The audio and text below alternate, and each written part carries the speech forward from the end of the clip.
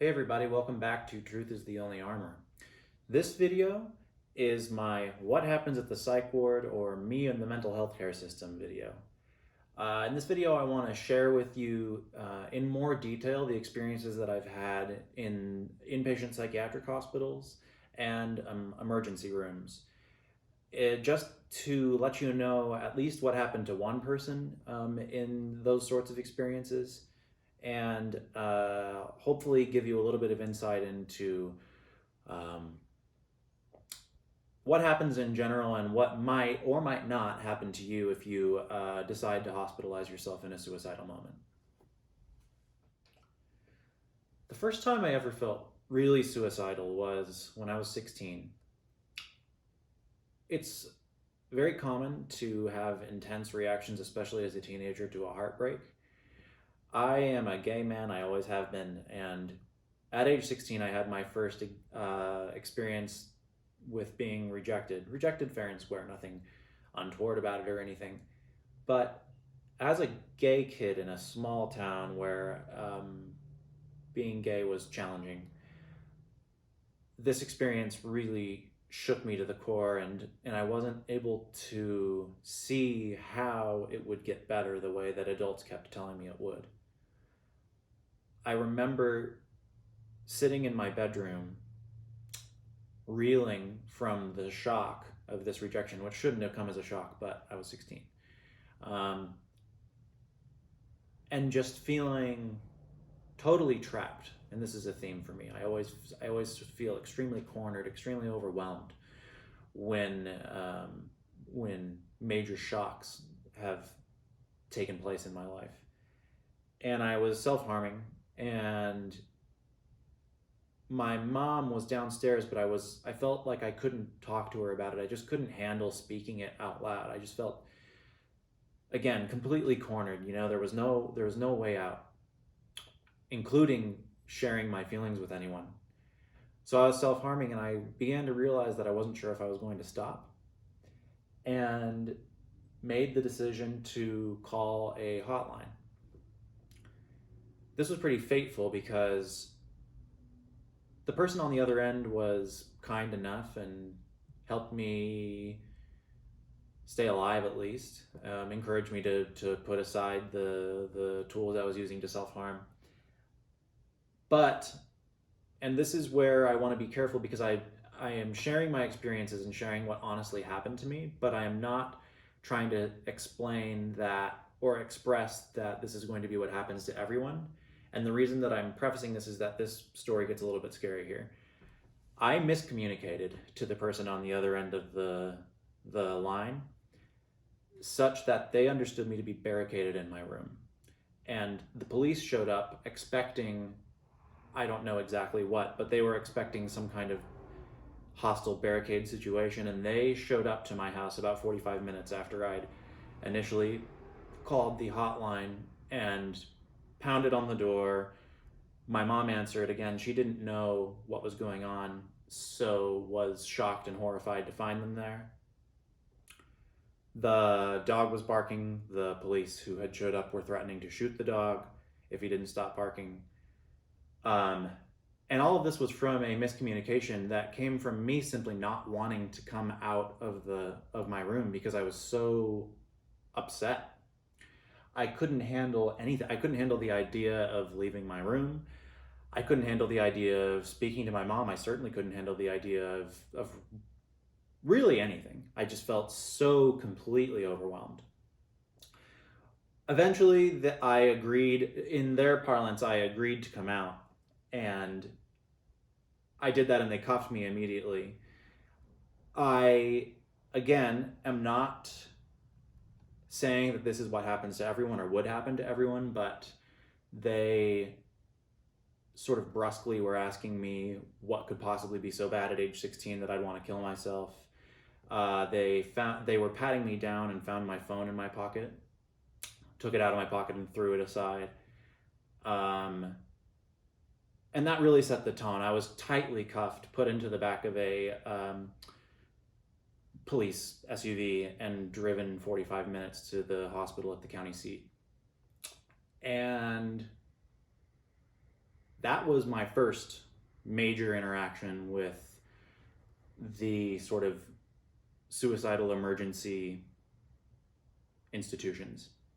Um, Again, I want to be clear that this isn't what I expect to happen to anyone else necessarily, but when you call a hotline, be careful what you say.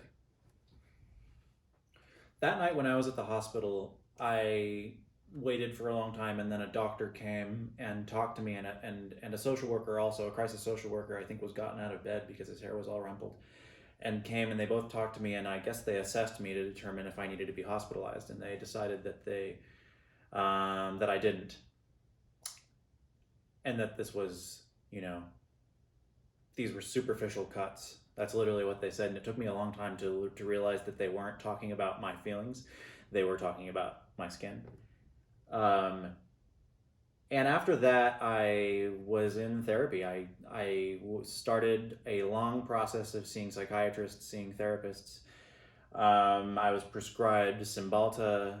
I was diagnosed with depression, and kind of had to grit my teeth and get through the rest of high school. And that leads me to the next real suicidal crisis that I had.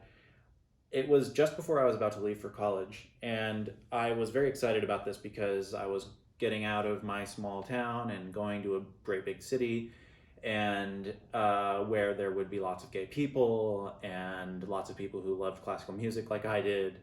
And I was assigned my roommate at the dorm and found him on Facebook and discovered that he had found me first and had basically a homophobic meltdown about the fact that I was obviously out on my Facebook profile, and he had kind of a meltdown about that on his Facebook page, and his friends were delightedly disgusted and joking with him, and he was threatening to, or demand, sort of expressing that he was going to transfer rooms, and a lot of that sort of thing. It was a, as I say, homophobic meltdown. And I remember reading this, and I'm sorry, it's very sad still to remember, but I kind of blacked out a little bit. I think with hindsight and having read the DSM a lot, I would probably say that I dissociated. I don't clearly remember the first few minutes after discovering these rants by this guy who I'd been paired with, and immediately kind of got in the car and drove to my friend's house, who had very consistently been there for me in really, really tough times, but sped by 20 or 30 miles an hour over the whole time, and showed very callous disregard for my own safety in doing so. I really wanted to die that day. I didn't see how, if my big hope, going to college was supposed to be kind of getting out when everything was finally going to start getting better. And kind of the first major thing that happened with regards to college was this homophobic incident. And I wasn't hospitalized that day or anything. My friend helped me, talked me through it, and said the only things that anyone could say, which was, "I'm sorry, etc. This is unfair, and they'll transfer him, and you'll get a new roommate, and it's going to be okay." But I did not believe that, and it took me a really long time to let that incident not be a deeply damaging thing.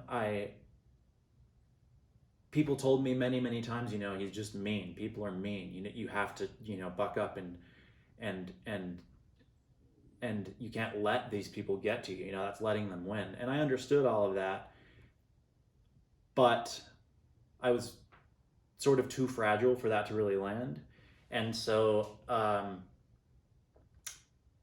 that incident set the tone. I remember seeing that guy who was transferred to a different dorm in line at the dining hall a few months later.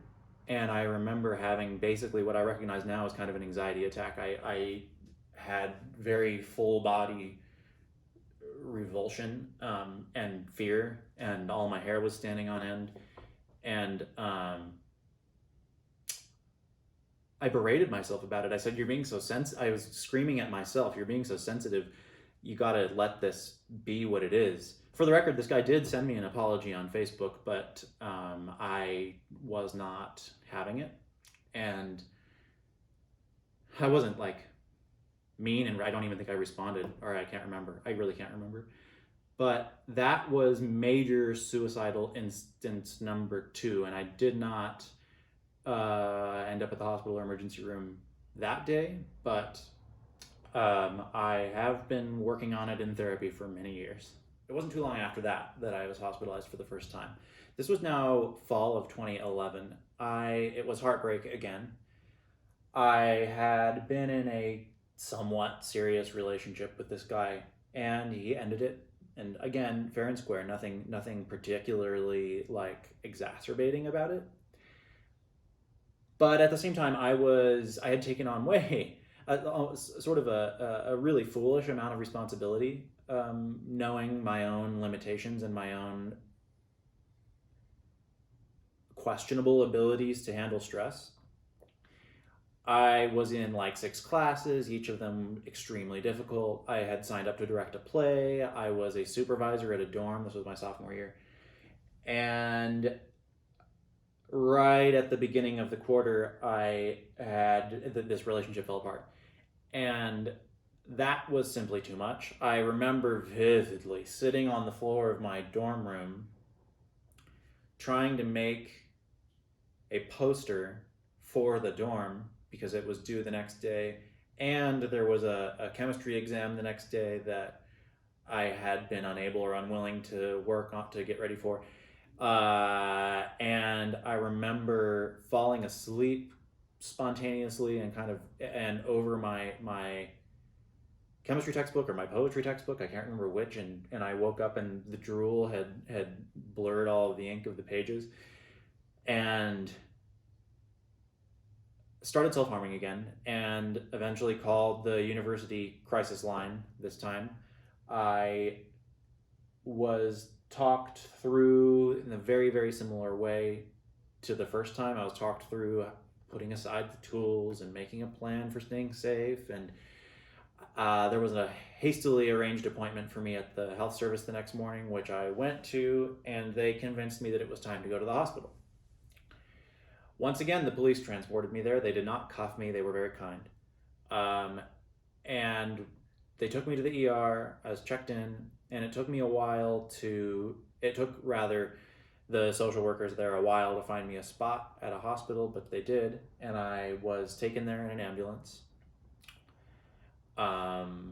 wrapped tightly in a blanket, restrained is the accurate way to talk about it.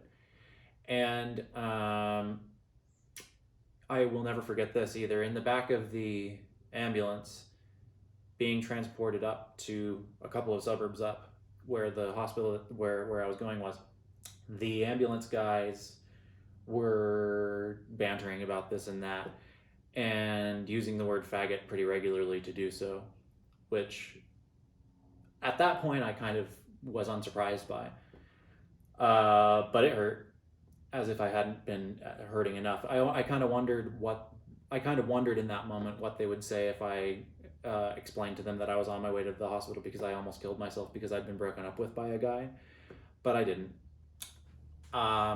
And got to the hospital, and I spent 6 days there, and it was helpful, honestly, because the group of people that I was with were all preteens and early teenaged people, and I went to the young adult hospital as opposed to the adult one, and I was the oldest person there, one of the only guys, and I kind of found myself in a bit of a, oh, leadership position is a bit wrong, but position to sort of, I don't know, be a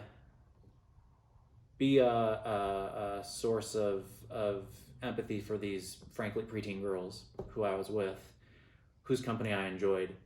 Um, we did puzzles. There was a piano in the like sort of meeting room that they let me play. Um, and honestly, that hospitalization was somewhat helpful. It was like pressing pause on my life, which I mentioned was really, really stressful. There was so much stuff going on. And all of my responsibilities had been, like set aside, and I got back and people were helpful, and the university had to do some big changes, take me out of classes and remove me from supervising the dorm and all that kind of thing. But I don't know. I felt, but it was helpful in for that moment.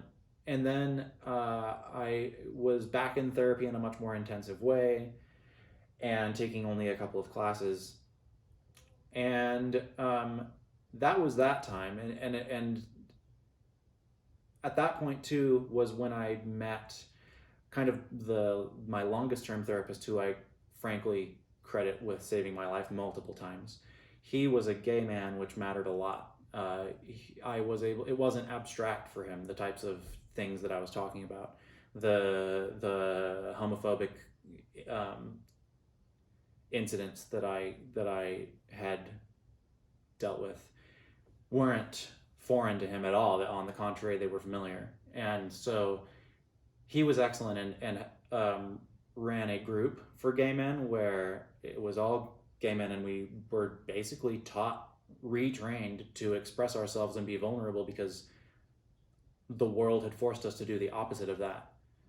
Um, One thing I haven't really discussed yet is what actually happens on a day to day basis in an inpatient psychiatric facility. So both that first time and the second time that I'll discuss in a second, that happened in 2017, it's very similar. You are very closely watched at all times. There are very tight restrictions on visitation, on what you can have with you or have people bring to you. Obviously, nothing sharp. No shoelaces are allowed. No strings on hoodies are allowed. Nothing you can harm yourself with. Windows tend to have kind of these sort of mesh grates over them. You are woken up promptly around 7 o'clock, or at least I was woken up promptly around 7 o'clock every morning to have vital signs taken. You are met with you meet with a therapist or a social worker at least once a day, and you meet with a psychiatrist once every few days or so, and they discuss how you're doing and when you can get out. Um, Now, it's important, again, that I don't generalize too much here, for several reasons. One, I have, as mentioned, always had a great deal of love and support, and very importantly, that's financial as well. I have always had health insurance, high quality health insurance, and that matters a lot when it comes to which hospitals you can and can't go to, which ones will, frankly, use their spaces on you. Um, and so, both of the times that I have gone to inpatient psych facilities, they've been what my doctors have assured me were good facilities. I have never been to what is implied there, what would be implied to be a bad facility. I can imagine a few things based on what I saw in my good facilities. But I'm not going to do that here, because I don't want to cast aspersions on the professionals working there or anything along those lines. What I can say is, even in these good facilities, um, the environment is a little bit tense. There tend to be people who are being medicated out of psychosis, and or psychosis means kind of true detachment from reality, hallucinations, that sort of thing. um, and a lot of people who are extremely angry to be there, was my experience. I was more upset and disappointed with myself, kind of almost, but almost kind of with resignation. There were a lot of people who were there, what we would call involuntarily, and are very upset about it. And the possibility of a hospitalization being very upsetting for these reasons can't be ruled out. In a hospital, some good things might be happening for people, some people might be achieving growth, but from my perspective, the main thing that's happening at a hospital is you're being kept safe. As I said before, it's pause on your life while your vital signs and your medications are stabilized. There are good therapists. You might learn something. You probably, if you try, you probably will learn something when it comes to like distress tolerance. That's a major component of DBT, which is the major modality used in the Western world to treat depression and anxiety right now. It's possible that you'll achieve some growth, but in both cases, my main overwhelming impression was that um, the main thing that's happening is that your life is set aside for a minute while some stabilization, while professionals work to stabilize you. All of that said, my second hospitalization was shorter than the first. It was 3 days, and strangely resulted from basically a confluence of stressors. This time it wasn't a heartbreak. On the contrary, I was engaged to my current husband and was very happy about that. But I had a job that I hated. I was having a lot of concerns about, um, frankly, the Donald Trump presidency, which had just begun. I was very concerned. We didn't know how it was going to be, and I was very concerned that my marriage rights might be in jeopardy. And so it was that combined with the fact that I was working at a very fancy restaurant where, things would happen. You would be palmed $20 bills to then be forced to sort of then be like bribed into finding tables for people that weren't available. That sort of thing. It was an extremely hyper privileged environment where I did well, but the level of performance required of me was really, really difficult to maintain. And so my 2017 hospitalization, I was walking to work on a Friday night. It was frigid, and I just couldn't possibly work another shift there. And also had been pretty suicidal anyway for several days leading up to this. And turned around and got back on the train and went back home. And on the way, decided that, you know what, I can't function. I guess I've proven to myself again that I don't have the ability to live my life. So I went home and I took a toxic mixture of chemicals, alcohol, pills. Called my doctor and said, "This is what I've just done." And he said, "All right, well, get yourself to a hospital." He said, "Can you get yourself to a hospital? Or should I call you? Should I call the cops?" And I said, "Well, don't call the cops. You remember from my previous experiences with the cops, I certainly didn't want to do that." So I called an Uber, and I don't remember getting to the emergency room, but I woke up several hours later in the emergency room with one of the worst headaches of my life, and they hospitalized me. And it was very similar to the first time, except this time it was an adults. It was a group of adults.